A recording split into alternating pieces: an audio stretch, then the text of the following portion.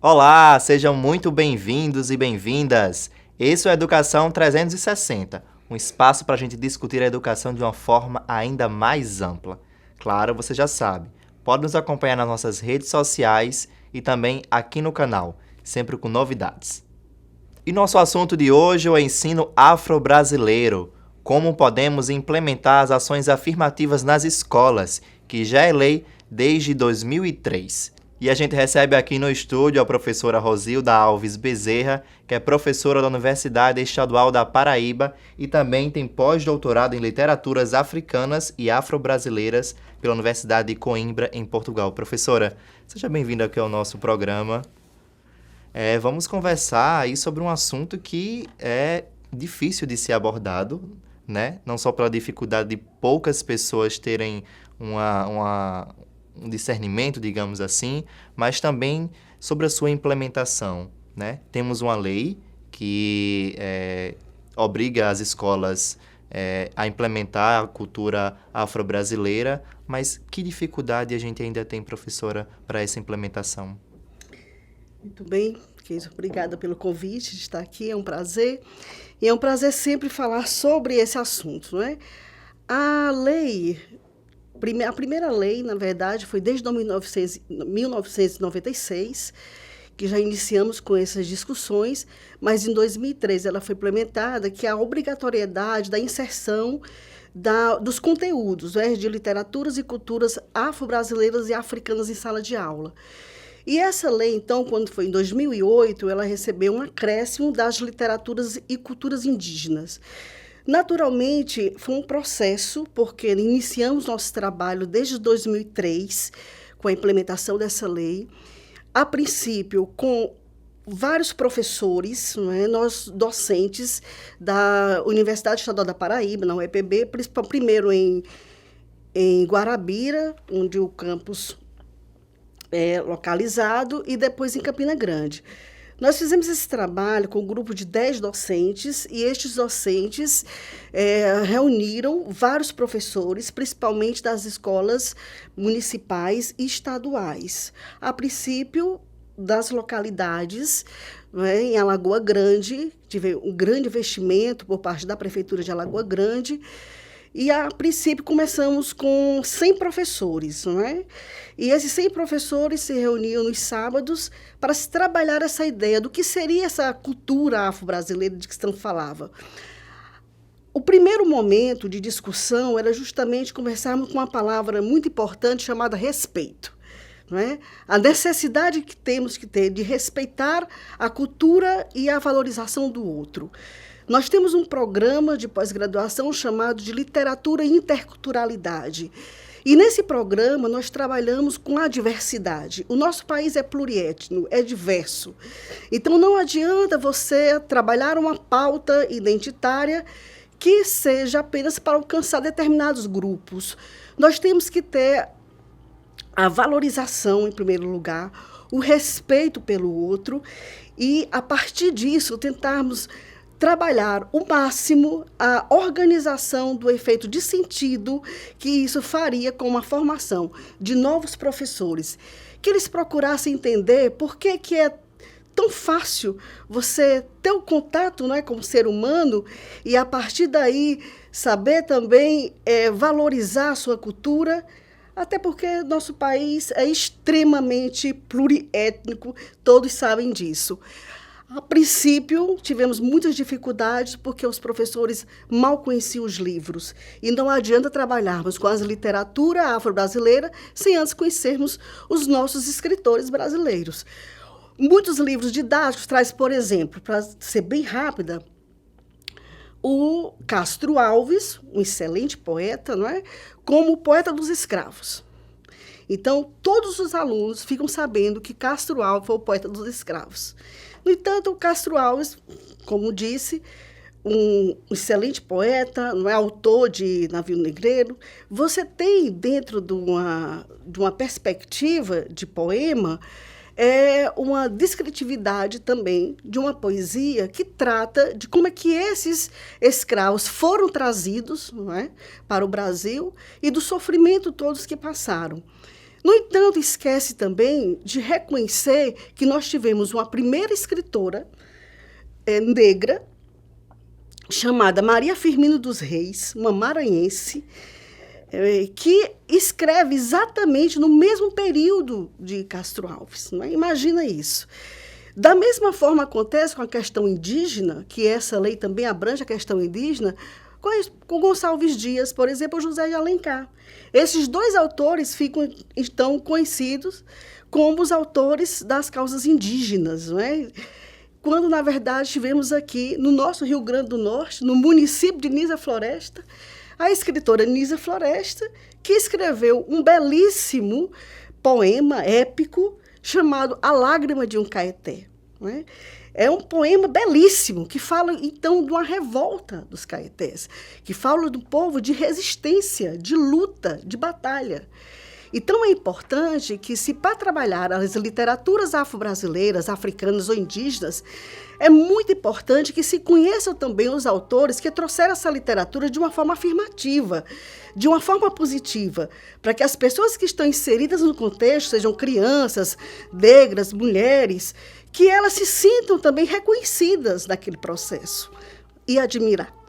Professora, então, eu acho que a gente precisa, então, um pouco dessa afirmação, né, de conhecimento.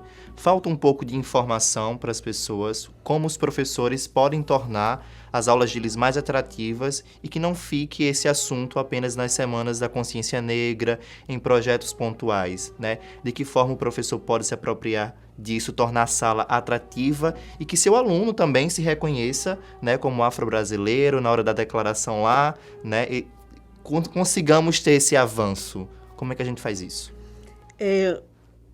Em 2004, nós tivemos um manual que era das diretrizes curriculares para implementação, né, dessas literaturas e também dessa cultura das diretrizes curriculares. Na época, até Tasso Genro ainda era o ministro. E depois, na verdade, avançamos com outros ministros da educação no período do professor Haddad, era ministro da Educação. Ele também investiu bastante na coleção de África, não é? Que foi um dos grandes, assim, acontecimentos em termos de publicação e que até hoje está disponível para qualquer pessoa na internet.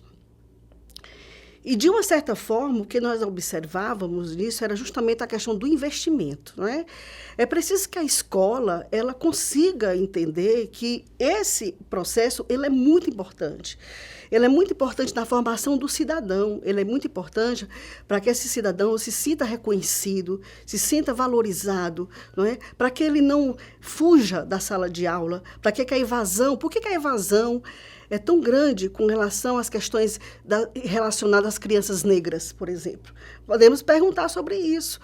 Qual é a sensação de você, o tempo inteiro, ser tratado como uma pessoa inferiorizada, não é? Ninguém gosta disso. Então, de uma certa forma, a união dos professores.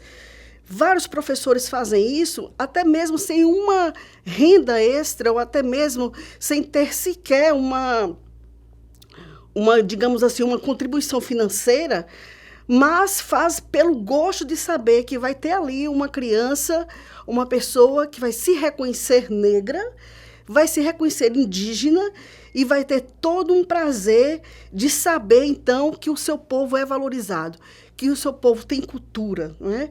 E a ideia de trabalharmos isso é tentar justamente afastar um pouco a ideia do preconceito que as pessoas têm, trazer termos afirmativos, uma lei que trata dessa ideia da questão afirmativa, fazer com que as pessoas participem e observem através de vários livros, de estudos, do cinema, do teatro, uma democratização de trabalhos que vise não somente essa relação da escola com a criança, ou seja, com alguém dos jovens e adultos, no caso do EJA, mas também com a própria comunidade, não é?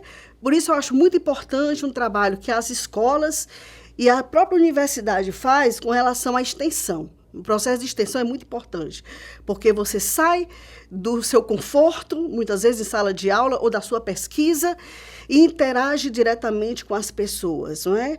A ideia também dos egressos é importantíssima. Aquele aluno que foi um aluno de uma graduação, um aluno que foi do mestrado ou do doutorado, ele retorna também, mostra o seu trabalho, e eu fico muito feliz quando eu vejo que 80% dos nossos alunos eles já atuam em sala de aula, nas redes municipais, estaduais, né, privadas, enfim. E levam aquele ensinamento e tentam compartilhar aquele ensinamento com todos.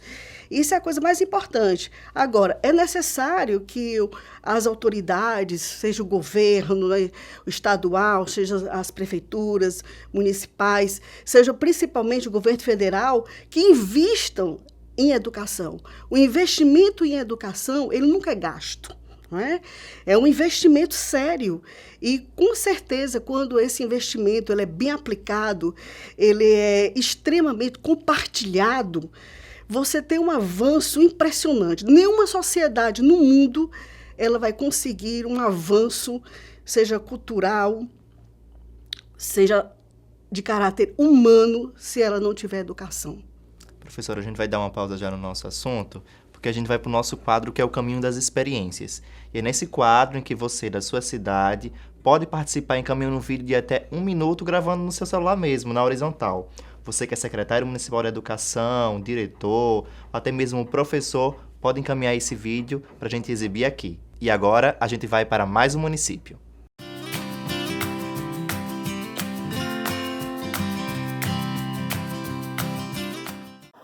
Bom dia, eu me chamo Mara Augusta, sou professora da Escola Municipal Vereador João Medeiros Lopes, aqui na cidade do Itajá, no Rio Grande do Norte. Hoje iremos trabalhar um momento de leitura e escrita. Nesse momento de leitura e escrita, irei contar a história da sereia do pescador. Essa história é adaptada para a população aqui do Itajá, onde eu vou usar os pontos da nossa cidade. Após isso, vamos trabalhar o mar da leitura.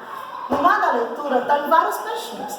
Cada peixinho desse tem uma palavrinha. Vou chamar um aluno para me dizer como é que vai funcionar. Vem, Vitória, ajudar aqui. Escolha um peixinho. Qualquer peixinho. Isso aí?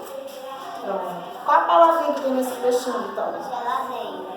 Isso, geladeira. Após isso, a leitura do aluno, a gente vai fazer um ditado. Os demais coleguinhas vão escrever a palavrinha geladeira. Vou chamar outro coleguinha para ajudar. Obrigada, Vitória. Pode agarrar seu peixe. Você pescou. Chega de onde pescar também? Venha pescar. Mais alguém quer pescar na sala? É? Pronto. Escolhe o peixinho, João. Isso aí. Pronto. Qual a palavra que tem nele? Médico. Isso. Então, a mesma coisa, o coleguinha vai tentar escrever para desenvolver escrita. E para que a aula fique melhor, a gente não perca o foco da leitura, a gente vai utilizar também a tenda da leitura. A tenda da leitura, como o próprio nome já diz, é para que os alunos escolham um livro e vejam a magia que é o ler.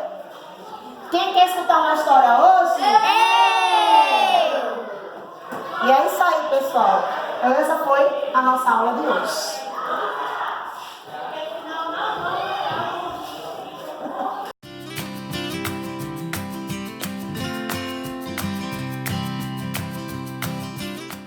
Tá aí mais um vídeo pelo nosso Rio Grande do Norte. Você pode participar. Encaminhe um e-mail pra gente com um vídeo de até 1 minuto. Claro, a gente vai exibir aqui. E você já deve ter percebido que a gente tem um quadro novo. É na ponta do lápis. E agora a gente vai conhecer mais um pouco da BNCC aqui no Rio Grande do Norte.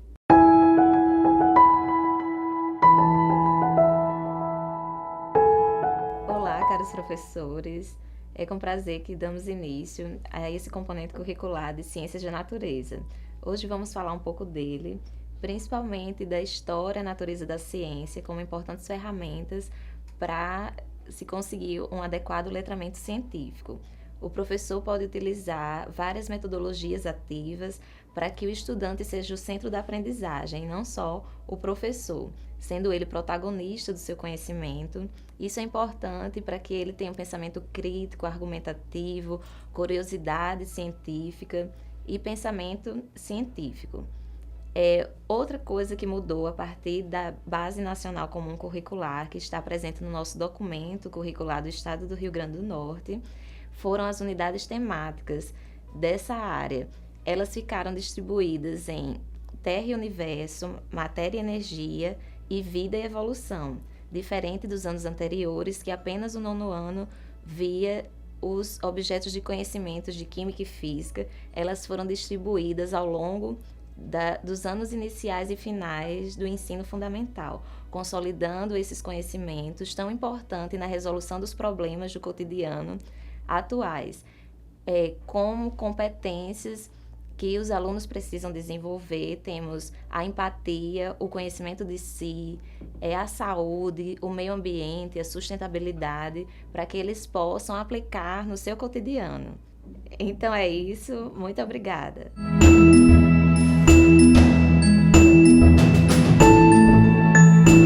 E a gente continua a nossa entrevista aqui com a professora Rosilda Alves. Professora, dando continuidade à nossa conversa, a gente também tem as cotas, né? Enfim, que ainda é muito discutida no Brasil, se é válido, se não é válido, como a gente consegue possibilitar as pessoas a ter uma nova visão sobre as cotas. Muito bem. Eu acredito o seguinte, que se no Brasil, após a abolição da escravatura, houvesse tido realmente uma política de reparação para tudo que o povo negro, principalmente os escravos, passaram, com certeza nós não precisaríamos hoje estar falando aqui sobre cotas, né? As cotas, elas são importantíssimas. É muito interessante que isso seja dito, porque ela vai possibilitar que outras pessoas que não tiveram as mesmas possibilidades, nem os mesmos meios que outros, possam inserir-se na universidade. Entende? Então, assim, as cotas, elas são importantíssimas. Elas foram importantes, inclusive, nos Estados Unidos. Imaginem que as pessoas pensam que não houve cota nos Estados Unidos.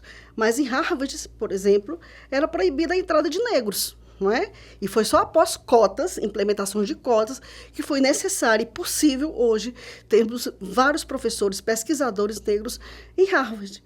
Então, no caso do Brasil, as cotas, elas são mais do que necessárias. Elas são importantíssimas, porque elas precisam ter um modo de reparação, principalmente um modo de reparação, não é? Então, eu acredito que com as cotas, o número de pessoas negras simplesmente dobrou o número de pessoas negras nas universidades. E as cotas também, até hoje, dentro desse mecanismo de pesquisas, elas constataram, basicamente, que as cotas foram muito afirmativas para o Brasil. Pessoas que jamais imaginariam que entrariam no curso, daqueles que são muito mais de uma elite, né, que teve todo um modo de apresentação, um modo de estudo, que eles pudessem alcançar medicina, engenharias, não é? Direito, enfim. Eram cursos que a população negra, elas simplesmente não tinham o menor acesso, não é? E não é por falta de capacitação, mas sim por falta mesmo de uma oportunidade. Quando se tem oportunidade, você tem como mostrar o seu valor. Então, acredito que as cotas, elas são muito positivas. Aqui em Natal, nós temos um trabalho muito interessante, que também nós trabalhamos em cooperação, tanto com a UERN, que é a Universidade do Estado do Rio Grande do Norte, como também com a UFRN. A partir do momento em que nós temos assim, eventos, não é, voltados, por exemplo, para a Afrolic, que é a Associação de Professores de Literaturas Africanas e Afro-Brasileiras, nós temos o GRIOT, que é um grupo, um congresso internacional que acontece aqui no Rio Grande do Norte, na UFRN, coordenado pela professora Tânia Lima, que também atua nas literaturas africanas e afro-brasileira, e várias universidades internacionais, né, nacionais, elas estão presentes nesses eventos. São eventos internacionais. Nós, ultimamente, trouxemos pessoas de São Tomé e Príncipe, trouxemos pessoas da Guiné-Bissau, de Moçambique, de Angola. E, de uma certa forma, é justamente essa união, essa participação da comunidade. Trabalhamos muito com as comunidades quilombolas, temos projetos e professores interessados. Os alunos que estão na iniciação científica, altamente envolvidos, levam para suas comunidades também esse projeto. Então, nós tentamos, o máximo, democratizar essa educação. A democratização da educação, ela é importantíssima, não é? E quando nós temos acesso a ela, a nossa vida muda completamente. Eu sou muito romântica e eu acredito, né, apesar dos pesares, eu acredito muito que somente a educação salva. Só a educação salva. Não adianta, gente. É necessário, realmente, cotas são importantíssimas. Eu acredito nisso. Professora, acho que a gente precisa um pouco dessa essência, se perder esse romantismo, o desejo de mudança, né, de justiça, né? Eu acho que a gente acaba piorando um pouco as coisas, dando arré, como falam, né? Mas, professora, agradeço a sua participação aqui no nosso programa Educação 360. Deixa a senhora com as considerações finais, mas nosso obrigado. Eu que agradeço, Keissa, a você pelo convite. Fiquei muito feliz de poder também contribuir um pouco, né, com o meu conhecimento. E pedir aos professores, sejam eles os professores das escolas públicas, privadas, ou das universidades, ou dos municípios, estaduais, enfim, que eles realmente abracem essa causa. Não deixem para trabalhar apenas a literatura afro-brasileira, a cultura afro-brasileira ou indígena, nos períodos do Dia do Índio, do Dia do Negro, da consciência negra. Não façam isso. Trabalhe sempre em sala de aula. Usem os livros maravilhosos da Maria Firmina dos Reis, do Luiz Gama, não é? Do Lima Barreto. Trabalhem com Conceição Evaristo, Carolina de Jesus. Nós temos autores maravilhosos nesse país e que precisam ser descobertos. Eu não gosto da palavra resgate, porque ninguém está sequestrado. Nós gostamos que essas pessoas sejam revisitadas, ressignificadas e revalorizadas, não é? Então, eu agradeço muito estar aqui e espero que vocês abracem essa causa das literaturas e culturas afro-brasileiras, africanas e indígenas e tentem realmente perceber que só a educação salva.